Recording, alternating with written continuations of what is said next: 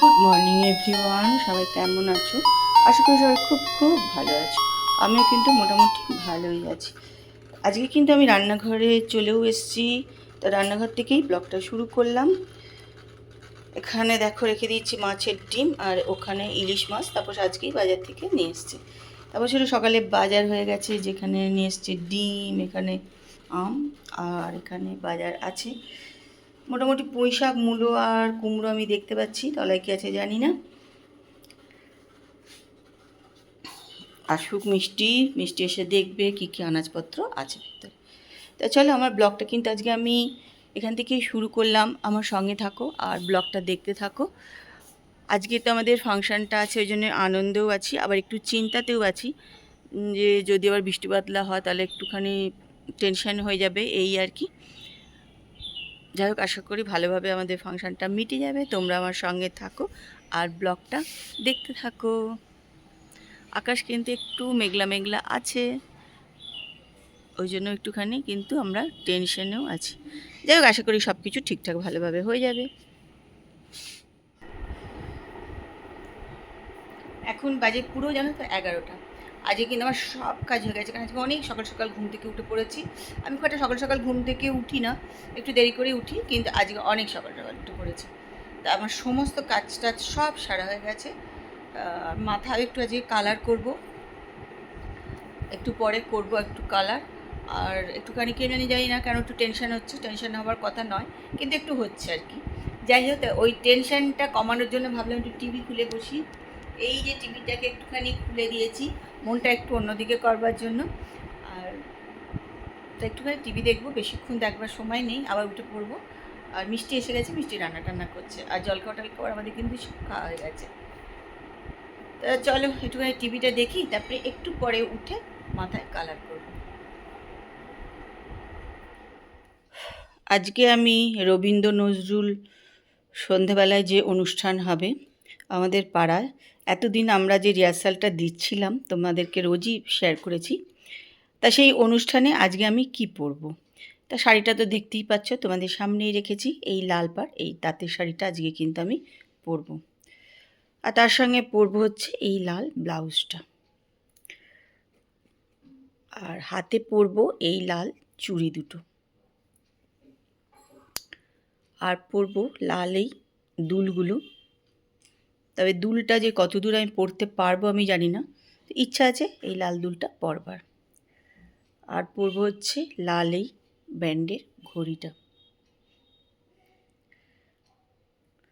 আর এই আংটিগুলো মোটামুটি আমি পরি, তোমরা দেখেছো, তবে এইটা আজকে একটু এক্সট্রা পরবো ইচ্ছা আছে। আর এগুলো আমি আর দুটো যে এখানে আছে এ দুটো কিন্তু আমি রোজই পরি।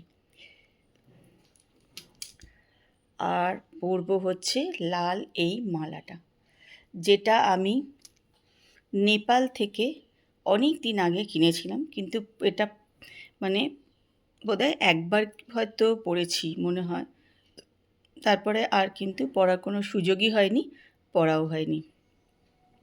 ইচ্ছা আছে আজকে এটা পরব। তারপরে যখন পরবো এগুলো তখন নিশ্চয়ই তোমাদেরকে আবার দেখাবো যে পরে আমাকে কেমন লাগছে।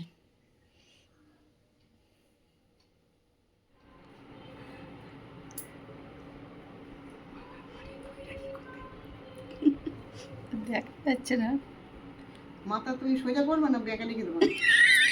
কোনটা করতে চাও বলো? দেখো বেঁকা থাকলে কিন্তু আমার বেঁকা মুখে দেখা যাচ্ছে। মাথা তুমি সোজা করো। দাঁড়া দাঁড়া 1 মিনিট অনেক পরিশ্রম করেছো না, তনুশ্রীতে এই বাড়ি গেল। তোমার এই মাঝখানে এটা রয়েছে না, ল্যাংড়াটা রয়েছে না, ল্যাংড়া। তো আপনাদের উপস্থিতি একান্ত দরকার, যারা অনুষ্ঠানে অংশগ্রহণ করছো তাদের উপস্থিতিও দরকার। তোমরা সবাই এসে উপস্থিত হও, আর কিছুক্ষণের মধ্যেই আমাদের উদ্বোধন অনুষ্ঠান শুরু হতে চলেছে। কাজী নজরুল ইসলামের 125তম জন্মজয়ন্তী পালনের আয়োজনের এক পরিকাঠামো আমরা নিজেদের মধ্যেই তৈরি করেছিলাম, কিন্তু প্রাকৃতিক বিপর্যয়ের কথা মাথায় রেখে আমাদের দিন পরিবর্তন করতে হয়েছে। আজ সেই শুভ দিন উপস্থিত। আমরা ভরা দর্শক আসনে হয়তোবা অনুষ্ঠানের শুভ সূচনা করতে এই মুহূর্তে পারছি না, তবু শিল্পী এবং দর্শক বা শ্রোতা যাই বলি না কেন, বামনপাড়া সকলের কাছে আমাদের একান্ত অনুরোধ, দামোদর শেটকি মুরগির মোয়াচার চায়ে ভাজা ভেটকি আনবে কটকি দুটো মটকিতে গিয়ে জলপাইগুড়ি থেকে এলো কই জিওনো চাটনিতে পাওয়া যাবে বোয়ালের পেটকি চিনে বাজারের থেকে এনো তোমার চেটকে একদিন আমরা সবাই মিলে ওখানে চলে যাবো। আমি যাবো না, ছেড়ে দাও, এইটুকু জীবন ছেড়ে দাও। প্রতিবাদ করা হয়ে গেছে, এইটুকু জীবন। না না, ওই জন্য না।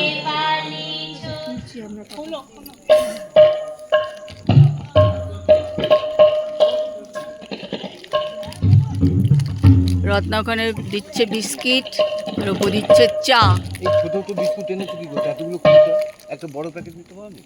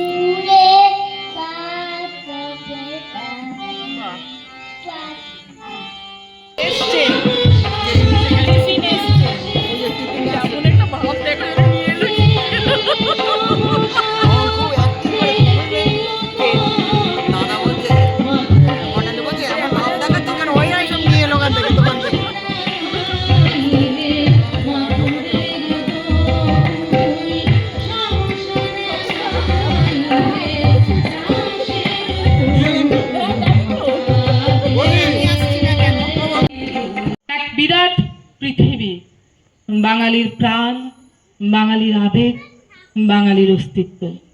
তিনি না থাকলে হয়তো আমরা হয়ে উঠতে পারতাম না, জীবনকে বুঝতেই পারতাম না, অনুভব করতে পারতাম না নিজেকে।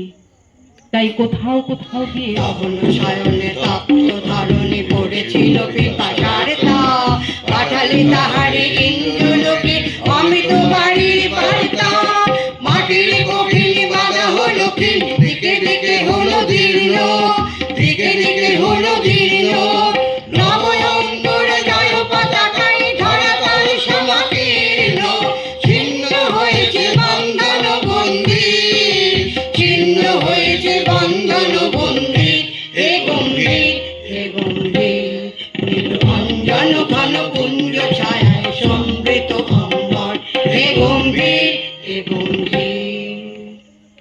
ধামসা মাদলের তাল, খোপায় হলুদ ফুল, মহুয়ার গন্ধ, চারিদিকে যেন নেশা ধরে যায়, শরীর মন দুলে দুলে ওঠে। ওই রাঙা মাটি, চারিদিকের মেঠো পথ দিয়ে চলুন ঘুরে আসি কোনো নাম না জানা এক গায়ে। তাহলে ফাংশন টাংশন সব শেষ হয়ে গেল, চলে এলাম বাড়ি। ভালোভাবে মিটে গেল, মাঝখানে একটুখানি টিপটিপ করে বৃষ্টি পড়ছিল বলে সব টেনশন হয়ে গেছিলো, সব সুন্দরভাবে মিটে গেছে। বাড়ি চলে এসেছি, এবার একটু ফ্রেশ ট্রেশ